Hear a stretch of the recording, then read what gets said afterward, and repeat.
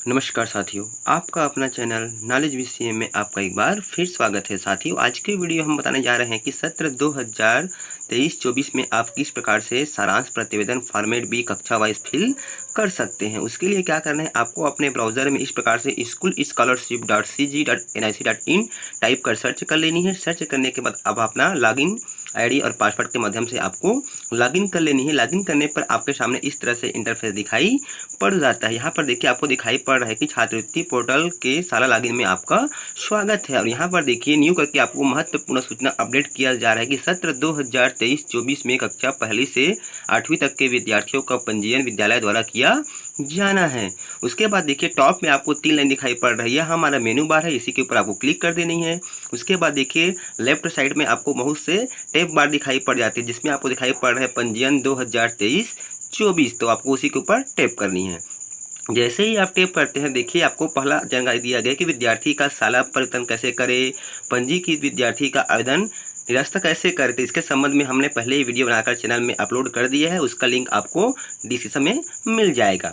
अब बात करते हैं न्यू करके, यहाँ पे आपको दिखाई पड़ रहा है कि कक्षावार सारांश प्रतिवेदन यानी कि फॉर्मेट बी प्रविष्टि तथा छात्रवृत्ति प्रभारी की जानकारी अपडेट करें, तो आपको इसी के ऊपर क्लिक करना है। जैसे ही क्लिक करते हैं तो आपके सामने इस तरह से इंटरफेस दिखाई पड़ जाता है। साथियों, इस बार इसमें थोड़ा सा बदलाव किया गया है, जिसको आपको ध्यान देना बहुत ही जरूरी है। इस बार आपको कक्षा वाइज सारांश प्रतिवेदन फिल करना है, जैसे कि तीसरी का अलग, चौथी का अलग, 5वीं का अलग, 6वीं का अलग, 7वीं का अलग और 8वीं का अलग आपको जातिवार सारांश प्रतिवेदन फॉर्मेट भी अपलोड करना है।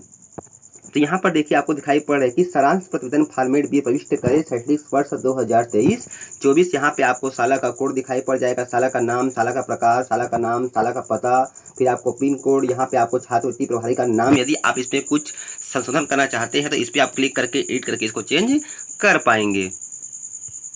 उसके बाद देखिए यहाँ पे दिया जा रहा है कि मोबाइल नंबर 10 अंकों में यहाँ पे जो छात्रवृत्ति प्रभारी है उसका मोबाइल नंबर भी आपको फिल कर देनी है। साथ ही यहाँ पे आपको ईमेल आईडी का भी उपयोग करना है। उसके बाद देखिए यहाँ पे कहा जा रहा है कि छात्रवृत्ति हेतु पात्र विद्यार्थियों के कक्षावार सारांश प्रतिवेदन फॉर्मेट भी भरे। यहाँ से आपको कक्षा चुनना है ड्रॉप डाउन से। इस तरह से जिस क्लास के लिए आप सारांश प्रतिवेदन फिल कर रहे हैं उस क्लास को आपको इस तरह से चयन कर लेनी है। हमने यहाँ पर देखिए वर्तमान के लिए क्लास 3 चयन कर लिया है। उसके बाद देखिए नीचे में आ जाता है कि कास्ट कैटेगरी, यहाँ पे जनरल, ओबीसी, एससी और एसटी इस तरह से आपको दिखाई पड़ रहा है।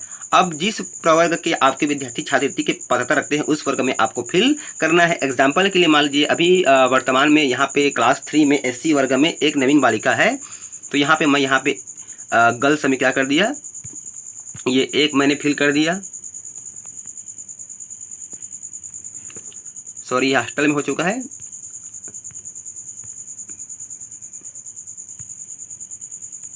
ये एससी वर्ग के हमने प्रवर्ग में एक फिल कर दिया इस तरह से। अब उसके बाद आपको बताना है कि यहाँ पर ये हॉस्टलर है कि नॉन हॉस्टलर है, यानी कि छात्रावासी है कि गैर छात्रावासी है कि अनक्लियर्ड ऑक्यूपेशन है। तो यहाँ पे यह क्या है, नॉन हॉस्टलर है, तो यहाँ पर हम नॉन हॉस्टलर भी क्या कर देंगे, एक कर देंगे इस तरह से। तो यहाँ आपका जो डाटा है मैच होना चाहिए। क्योंकि क्लास 3 में केवल एक ही विद्यार्थी है जो छात्रवृत्ति की पात्रता रखता है, इसलिए हमने यहाँ पर एक फिल कर दिया। उसके बाद फिर नीचे आपको स्क्रॉल करके नीचे आ जानी है और यहाँ पे आपको ऑप्शन दिया जाएगा सेव। तो टोटल को भी आपको मैच कर लेनी है। ये टोटल यहाँ पर जो आपका संख्या रहेगा यहाँ पे संख्या मैच होना चाहिए, यानी कि छात्रावासी गैर छात्रावासी की संख्या से आपका ये टोटल मैच होना बहुत ही जरूरी है। फिर आप सेव पे क्लिक करेंगे। जैसे ही आप सेव पे क्लिक करते हैं तो आपके सामने इस तरह से स्क्रीन दिखाई पड़ता है कि साला की क्लास 3 का सारांश प्रतिवेदन सफलतापूर्वक सुरक्षित कर लिया गया। फिर आपको ओके पे क्लिक कर देना है। ओके पे क्लिक करने के बाद पुनः आपको उसी पेज पे फिर से आ जानी है और फिर से आपको अगला क्लास का चयन करना होगा।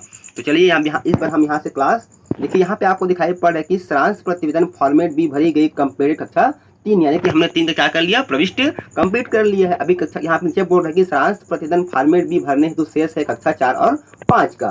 तो चलिए हम यहाँ पे ड्रॉप डाउन से कक्षा 4 का सेलेक्ट करते हैं इस तरह से।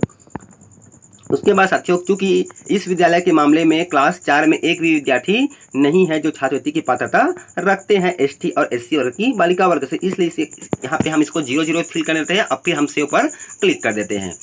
तो इस प्रकार से यहाँ पर देखिए क्लास 4 का सारांश प्रतिवेदन में सफलतापूर्वक क्या हो गया है, सुरक्षित कर लिया गया है। फिर आपके सामने इस तरह से मैसेज दिखाई पड़ जाएगा। फिर से आपको उसी पेज पे चले आनी है। यहाँ पर देखिए अब फिर यहाँ पे आपको दिखाई पड़ रहा है, देखिए सारांश प्रतिवेदन फॉर्मेट भी है भरी गई कंप्लीट क्या है क्लास 3 और 4 का, अभी से इसका क्लास 5 का। तो चलिए हम ड्रॉप डाउन से क्लास 5 का क्लिक कर लेते हैं इस तरह से।